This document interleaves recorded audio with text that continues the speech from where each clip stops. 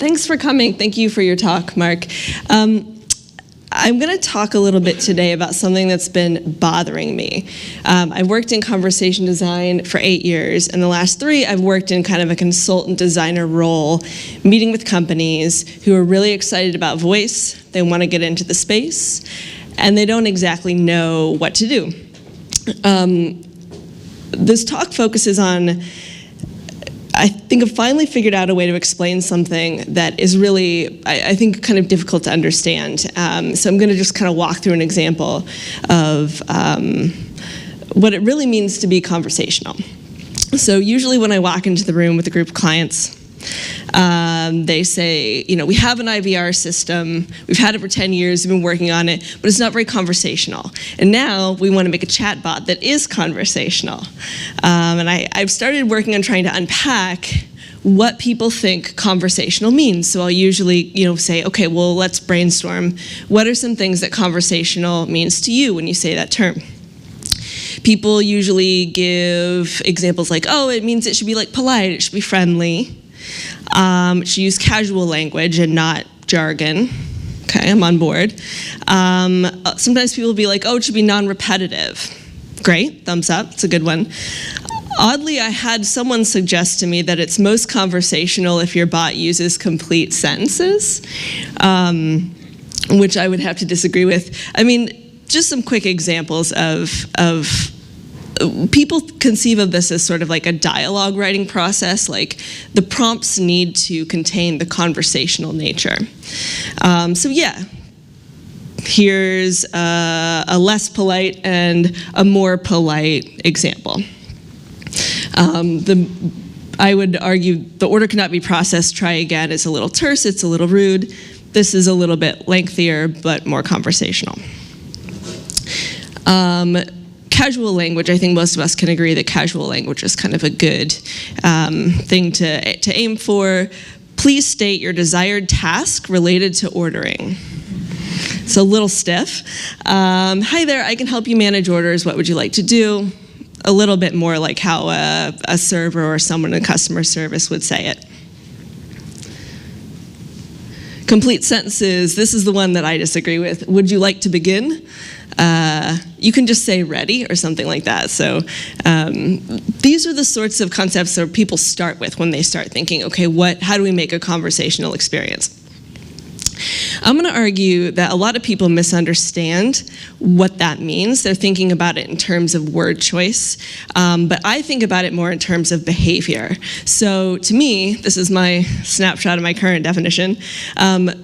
To make something conversational, that means that the interaction needs to be unconstrained. And what I mean by that is I, as a person interacting with a chatbot, can say what I want, how I would say it, without having to overanalyze the way I'm phrasing things. I would also argue that the response from the bot should be contextual. The word context, if you work in chatbots, people mention it a lot. I'm going to give a really specific example of what I mean by context, and we're going to look at it on a sentence level. So we are going to dive deep into a certain case. And the case we're going to look at is, I want to get some food. I'm a user. I'm a person. I want to get some food at my favorite restaurant, Prune. Who's been to Prune? You guys have to go to Prune. This is insane. This is stunning to me. Should probably just stop the talk and we should all go to Prune. So I want to get some food at Prune if it's open. And therein lies my challenge. I need to find out if I can go. If I were doing this in a GUI way, we all know a bunch of different ways to do that, right? What are our pathways to this information? I can pick up my phone and use my web browser to go to Prune's website. I could go to an app like Yelp or OpenTable, and Prune doesn't take reservations on these. You guys have to call. So when you go to Prune, just pick up the phone. I could, I personally know Prune's URL, so I could type that in, go directly to the website. Once I hit that website, the information's going to be on either the home page, or maybe I have to look for the little hamburger menu and look in about or location or hours or wherever the heck, wherever the heck they file it. But this is a fairly finite, list of pathways, right? So when we're talking about VUI, the concept of a pathway is a little different. So we'll look at that. If this were a VUI interaction, I would ideally like to ask something, whether it's Siri or Alexa or some kind of chatbot. What are Prune's hours? And I would like to get my answer. This is actually a great voice use case, right? I have a single question. If I ask something like Alexa or Siri, my question, I get an answer. I've done something we call spear phishing, if people heard this term. It's like instead of navigating through a series of menus or something, you spear directly into the fish, just like dive down and get the fish that you want right away. This is one of the things that makes voice really useful. So this concept of getting restaurant hours with voice, I'm into it so far. So let's figure out how we would design it. Let's just dig into what this would look like. In this case, I think a lot of people, how many people who have designed chatbot a voice? Okay, cool. So you're all going to be familiar with these concepts. So we've identified an intent. I want to get the hours of this restaurant. We've identified an utterance that we can use for training data, what are Prune's hours, and we have content we can use to write a prompt. So where we sit right now, we could be like, oh, this is a real quick job to make a chatbot that answers a single question. But this is where we start to get into trouble. The pathways into this information, into this content, the pathway itself is my utterance. And because people are different, and because language has such variation, there are maybe infinite pathways that I could use to get to this piece of content. And this is where it gets complex, right? So here are all the different ways, not even all, here's a sampling of different ways that I could try to find out if I can go to Prune and get their delicious duck breast. What are Prune's hours? Is Prune open? Is Prune still open? How soon can we eat at Prune? So these are sort of different things that we could say, okay, well, we'll just plop all these into as training data into our intent, and we'll train our model with that. But these are pretty different questions. So I'm going to walk through some examples of how a person would answer these questions to try and dig into why it's so hard to make bots feel natural to us. So let's look at these two questions. What are Prune's hours? 11 to 3 and 5 to 11, Monday through Friday. Great, I'm good to go. When is Prune open? 11:30 to 3 and 5:30 to 11. Okay, that answered my question. But then we start to get into a little bit of the complexity. Instead of when is Prune open, a person could say, when does Prune open? One word difference, you'd get a different answer at 11:30 a.m. That's what the bot would say. Some of these other examples, closed-ended questions, is Prune open yet? This is a yes/no question, and as a person, I'm looking for a yes/no answer. And it's time dependent, right? Same with, is Prune open? No, yes, depending on the time of day, it's gonna have a yes or no answer.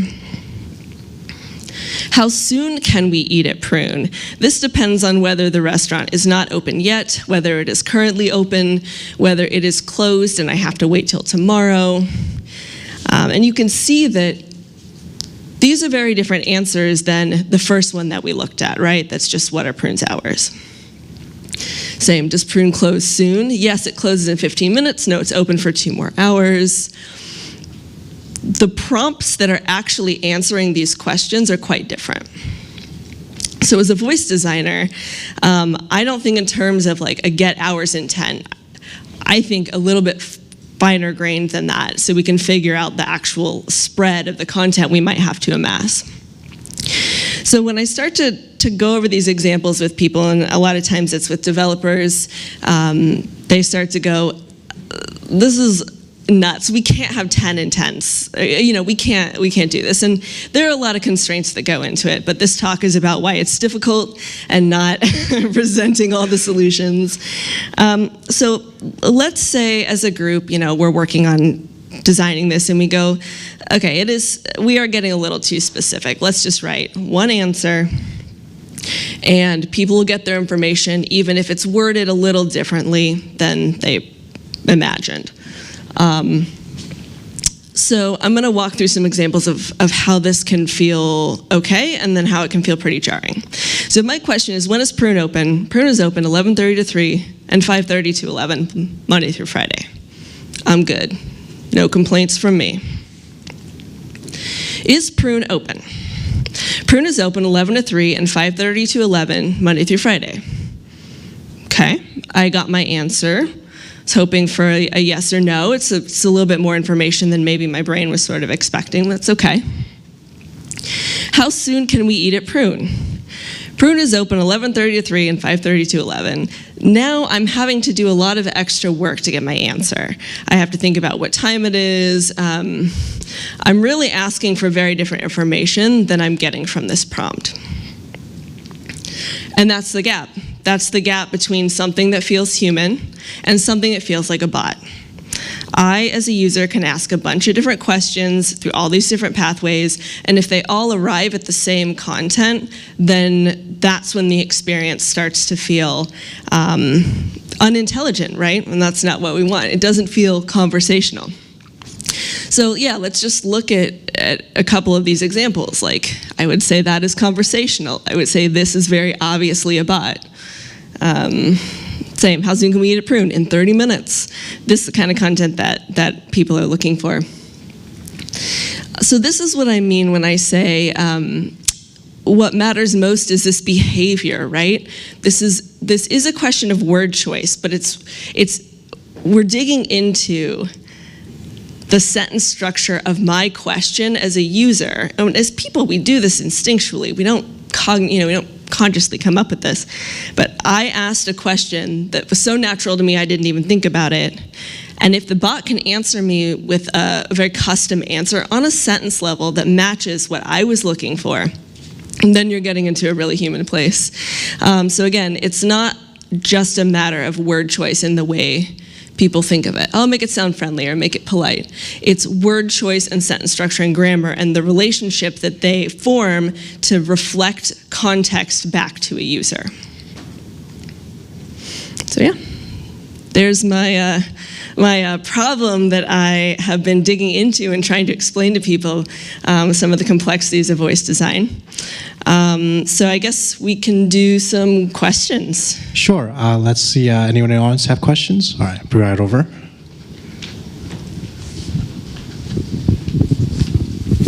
So is the solution having 10 or 20 or 50 intents? Because that is what we're talking about when we're talking about different grammar structures like that. Yeah, so if I take off my, stickler for natural language, natural sounding conversation hat, and I put on my okay, we have to implement something.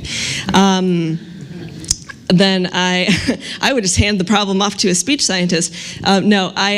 Basically what we generally do is identify key areas where it really makes a big difference, what's some of the most common content that users are encountering, what are some of the key distinctions that we can make, maybe we do a open-ended version intent with questions like, when is Prune open? What are Prune's hours? And the more closed-ended questions, is Prune open now? Is Prune open later? Those yes or no ones, and we make 2 intents or something like that. And again, I was just talking with someone earlier today, a lot of times developers, we know that to make more specific answers requires more complex code. I think that in certain key areas you can identify it'll be worth it for us to put in the extra effort to make things a little more specific.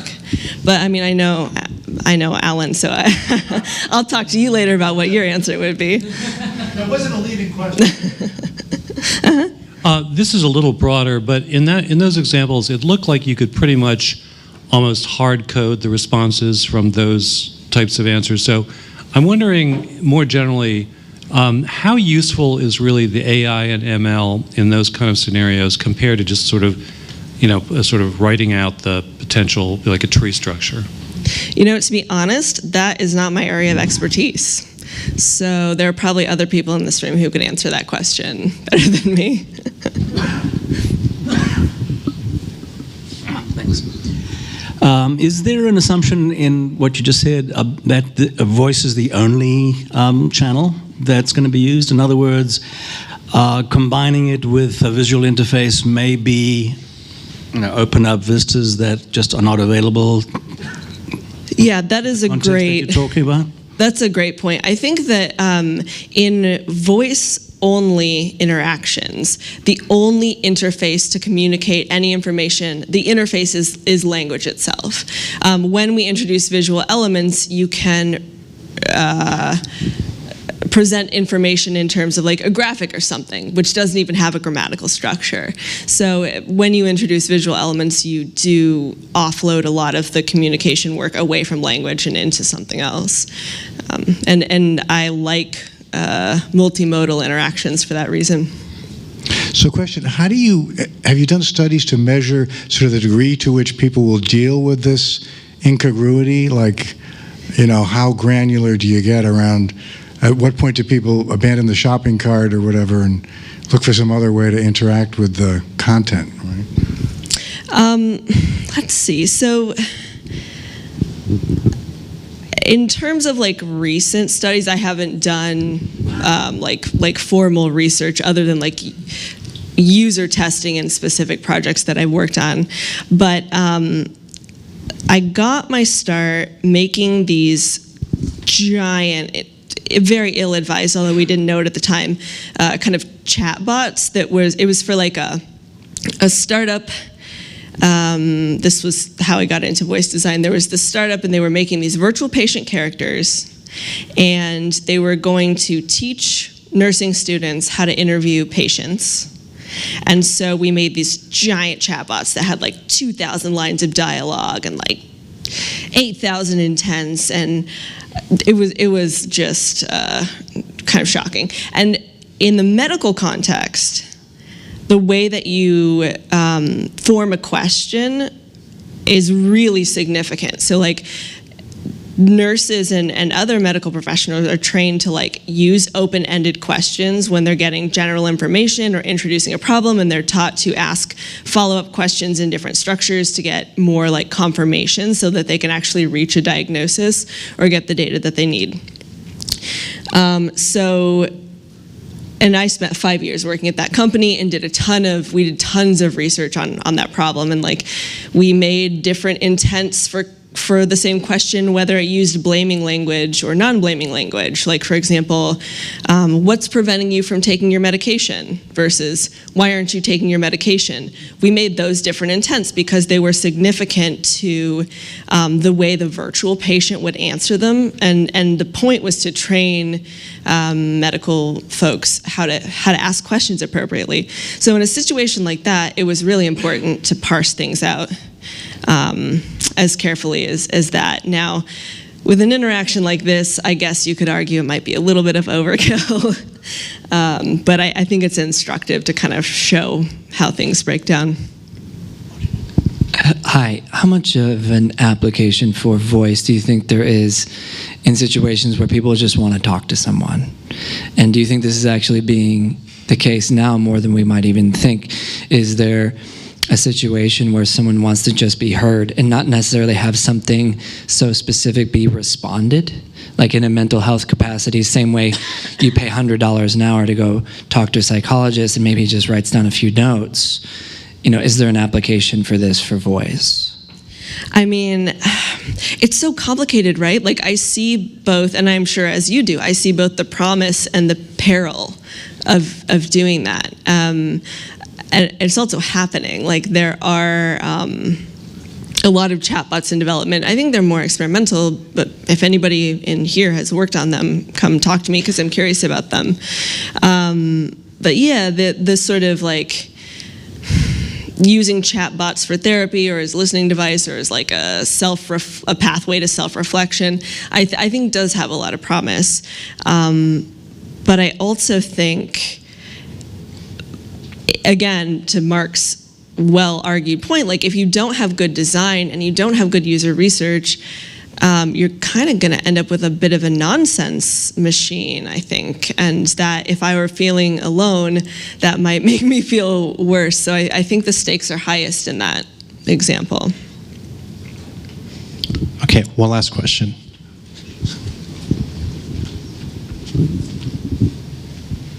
Hey, is it possible that the experience of having to only respond with voice and not having a visual element that goes along with it is just this moment in time? And because like when you think about that challenge that you presented, what's frustrating is that you feel like you're hearing too many words for the answer you're trying to get. But if you were just flashed the hours on a screen, you would be like, perfect, because I didn't have to, I spearfished this sort of like challenging problem, et cetera. And is it possible that, you know, we're going to look back 10 years from now and be like, it was crazy that there were these moments where you could only respond with audio, and we'll just sort of skip right through this sort of phase, and that's when things will really kind of take off? Yeah, I mean, I think that sort of plugs into this gentleman's question as well. Yeah, I mean, I definitely think offloading a lot of the work to either visual mediums or even changing language, like a verbal word-based confirmation to a sound-based confirmation, or like asking a verbal question, getting a visual image, like those sorts of things will save us all a lot of time, and it will definitely be an improved user experiences. I think a lot of people are arguing that multimodal is the way forward. But I mean, we always have to keep considering people who only have access to some of those sensory channels. So there will be people who can't see, and we need to design for them. And there will be, you know, there's people who are hard of hearing, and our voice experiences need to be designed with them in mind as well. So we can't fully rely on all the channels. We have to think about people who only have access to some of them.